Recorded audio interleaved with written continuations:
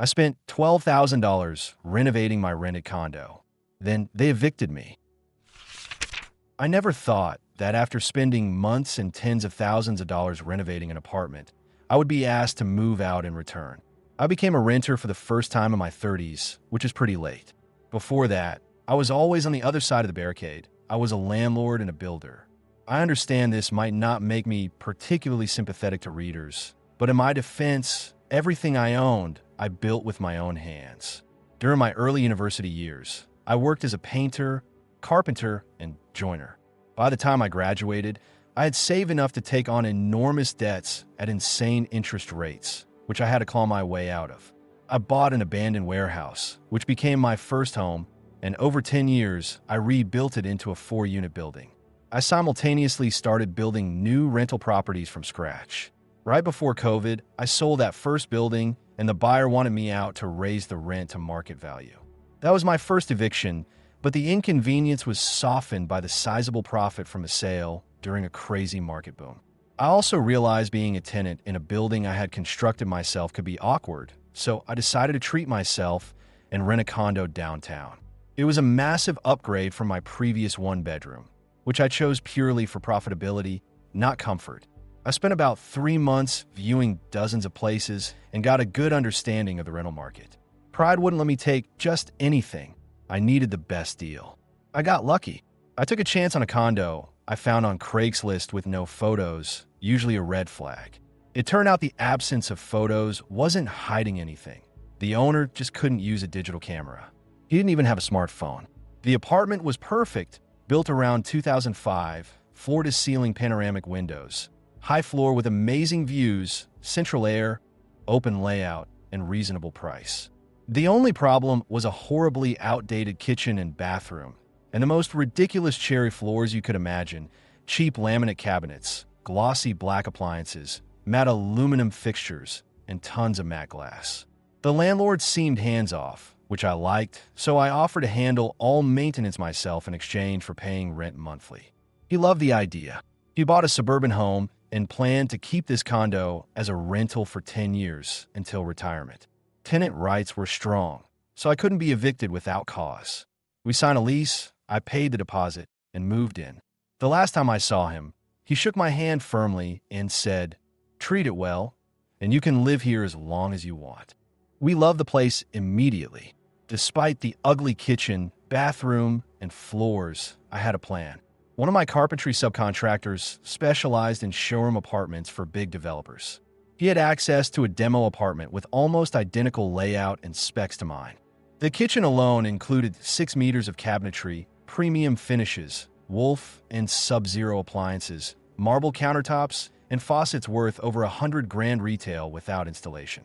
The floors were 111 square meters of light oak herringbone.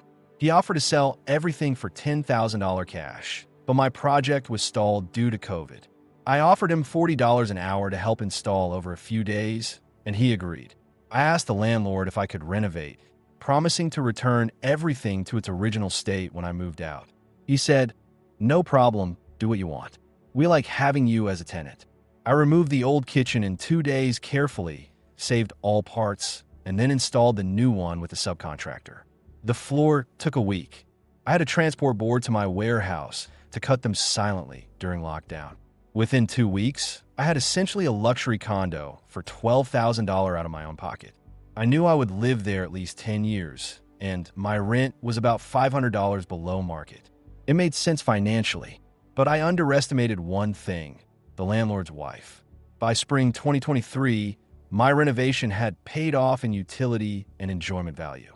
I hadn't seen the landlord since approval, only monthly rent confirmations. Suddenly, in May, no rent confirmation came. I emailed twice with no response until a knock on the door revealed his wife in heels and floral perfume inspecting my condo. She commented on the kitchen, floors, and appliances, clearly impressed. I documented everything meticulously and explained the situation to my wife, who instantly understood the dollar signs. 3 weeks later, the realtor called. The condo was being sold. The landlord recovered from COVID, stopped responding, leaving us in limbo. We decided to carefully return everything to its original state. Within 3 days, the new owners moved in, and everything looked exactly as it had before the renovation, down to small wall holes and the faulty old oven. I followed the lease to the letter. Ironically, we might even be entitled to a full year's compensation under local law if the new owners fail to move in within 6 months. I haven't bought anything new yet, but I did manage to relocate within the same building to a better unit. The plan is ready if another unit comes up for sale. The kitchen and floors are perfect for it. What started as a dream renovation turned into a complex game of timing, legality, and patience. But in the end, I managed to live comfortably, protect my investment, and outsmart a situation that could have gone much worse. All right, moving on to the next story. A guy at the gym told me to wear a bra. I'm a 25-year-old woman, and I really hate bras. They're uncomfortable, they press too much, and they're expensive. I went over a year and a half without wearing one while working from home. Honestly, I barely even have boobs. Recently, I started going back to the gym and trained without a bra. No one had ever told me it was wrong until one day. I'm doing squats in the middle of the set, and some guy comes up, taps me on the shoulder to get my attention, and says my nipples are showing through my shirt. I was furious. What the hell was he staring at? Then he interrupted my workout, literally grabbed my barbell while I was lifting and set it back down, claiming he thought I was struggling and wanted to help. Then he noticed my nipples.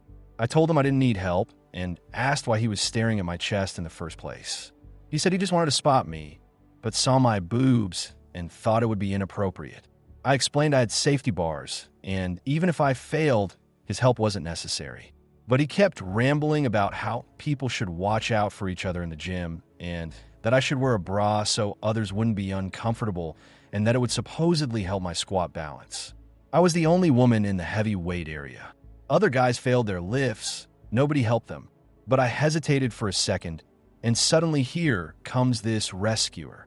I finally snapped and said, "You have bigger boobs and nipples than me. Maybe you should wear a bra so others aren't uncomfortable and you don't fail your lifts."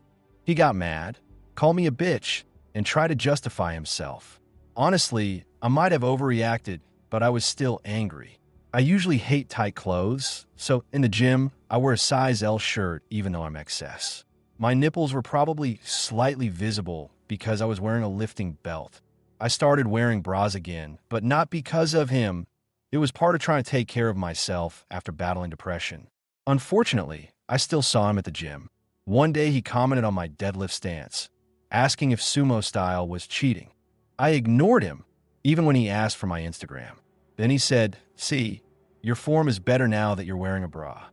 I lost it, shouted that he was a disgusting, harassing piece of trash. A gym staff member came over, and I explained the harassment. Since I recorded my lifts, there was proof of him commenting on my bra. The manager banned him for 30 days and said any further contact would result in a permanent ban. So, part of me feels satisfied that at least one guy faced consequences, but I'm still frustrated because dealing with this kind of crap in the gym is constant. Thanks so much for watching. I really want to hear what you think about this story. So leave a comment, smash that like button if you enjoyed it, and don't forget to subscribe for more crazy Reddit stories.